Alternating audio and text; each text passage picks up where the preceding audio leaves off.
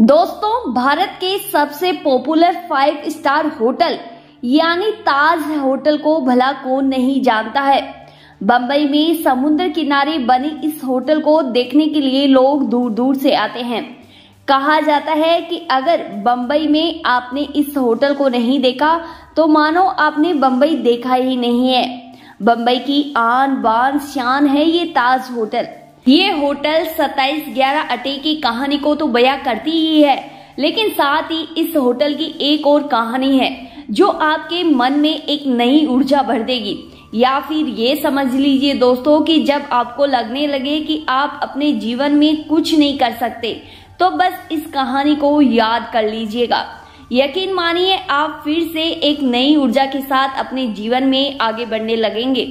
तो चलिए जानते हैं ताज होटल की वो कहानी जिसमें हार जीत और अपमान सब कुछ छुपा है। दरअसल कहानी की शुरुआत होती है साल 1998 से, जब जमशेद टाटा अचानक घोषणा करते हैं कि वह भारत में एक लग्जरी होटल बनाने जा रहे हैं। उस समय जमशेद टाटा एक अच्छे उद्योगपति थे। आज से 100 साल से भी अधिक का समय गुजर चुका है, फिर भी ताज होटल आज भी भारत और बंबई की शान है। लेकिन जमशेद टाटा के दिल और दिमाग में कभी भी ताज होटल का नाम दूर दूर तक नहीं था। यानी होटल नहीं बल्कि वो अपना नया बिजनेस खड़ा करना चाहते थे।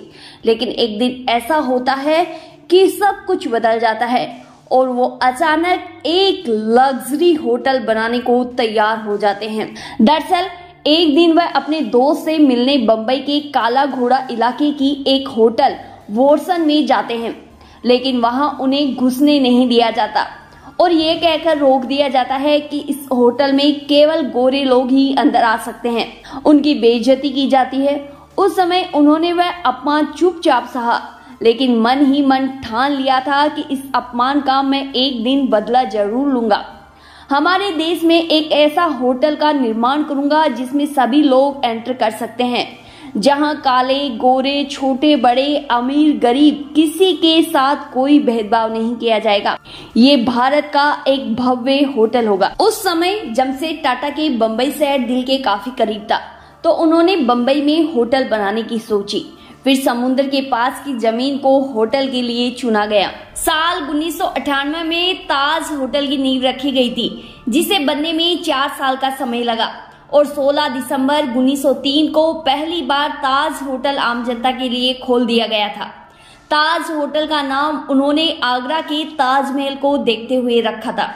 इस होटल का प्रोजेक्ट एक इंग्लिश इंजीनियर W.A. चैम्बर्स के द्वारा पूरा किया गया था और इसके आर्किटेक्चर सीताराम खंडेराव वेद और D.N. मिर्जा थे।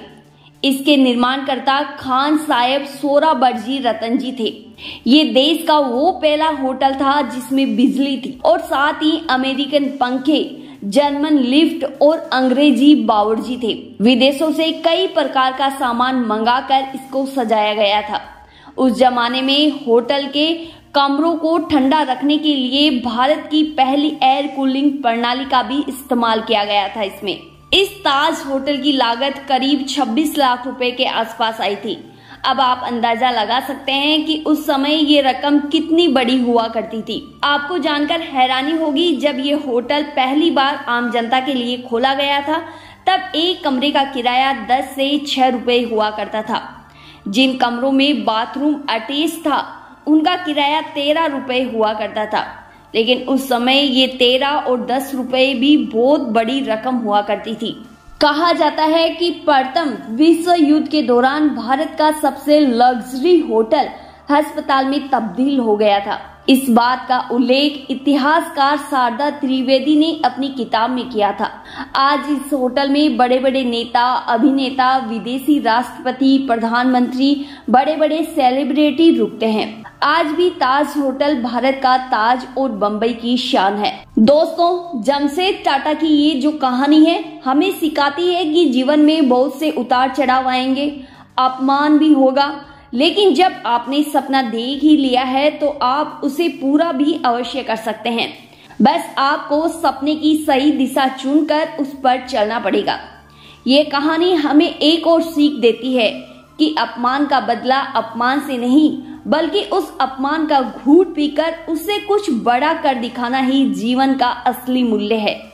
और देखते रहिए निराली एक्सप्रेस, जहां आपको motivation, GK, current affairs, news, सारी जानकारी एक ही प्लेटफॉर्म पर मिलती रहती है। धन्यवाद।